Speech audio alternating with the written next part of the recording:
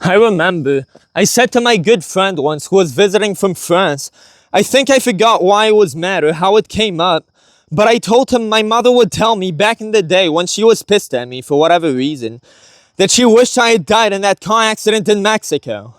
And he was like, yeah, I doubt that happened. I'll have to hear that now. And then he brought it up like he said.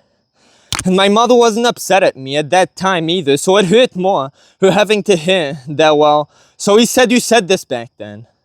And she had to clarify in front of the family that she'd just say at her lowest that she wished we had both died in that accident.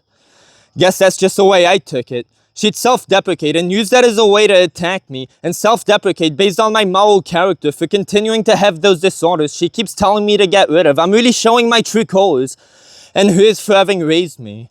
She'd never say it like that, but she'd say it over behaviors I genuinely couldn't change for ADHD, depression, OCD reasons. I explained the context in which my illnesses prevent me from, as well as why it wouldn't make logical sense for me to be lazy or whatever about XYZ. Your picture doesn't hold up anymore. At that point, what else could I do? So that's how I heard it with my narcissism. That's how I felt it as she screamed she wished we had both died over my disorders, but it was a lie. I felt it, repeated it, then my mother had to clarify that and say she wished she hadn't. She was at a low, like in front of her close friends who came from France to visit her. They make her smile like no one else does. My good friends too, she shouldn't have had to say that. Then she retorted by bringing up that time in the hospital at 18. I had been waiting for an hour in pain, just playing that video in my head. God, soon the food comes. Soon the food comes, the video comes. For an hour at least, I was waiting and hurting, and it finally came. The best food ever they serve over there too, and I really needed a zone out time. And right as the food came, so did my mother, and she wanted to talk to me, and as soon as we were done talking, and I was done eating, we're leaving. Didn't have headphones, by the way, at the time. But I had been waiting an hour at least in pain for my me time. I really needed it. Was going to be, and the best video too. I forgot what it was now, but I really needed it. So that's my side. Obviously they didn't buy that. Don't blame them. Said I should apologize, so I half-heartedly did. Her side was, I had been waiting to finally get to see him, how he's doing. He's at the hospital, just had another important surgery, nearly died recently. And when I came in, he threw me out of the room so he could eat watching a video. And by the way, no taking the food with me wasn't an option, and she wasn't going to leave me with the video after talking with me and then we go. That wasn't an option. And yeah, back then I stood by I was justified. I mean, I hate that I'm this way. I wouldn't do it now. Still can't fully reproach it for myself then, but I really am sorry that I'm this way. I explained to her too, and she said, I don't care. Are you suggesting I step outside? Your own mother? And so I just started howling, I hate this, under my breath, then louder and louder until she left, cursing me out and self-deprecating. I do feel bad, but not nearly as much as, man, what brought me writing was, yeah, the first thing just flew through my head.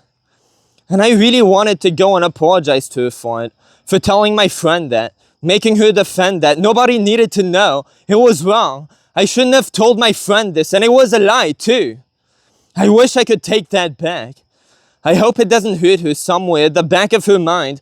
I feel like apologizing now, but what would that do? She's in a good mood. First day of vacation too.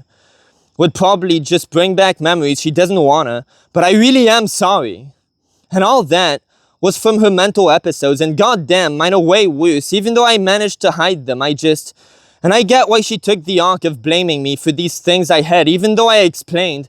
She thought if she disciplined me more was the only way. Tried antidepressants, didn't work. My blood work came out fine. I wasn't dying, like I was saying.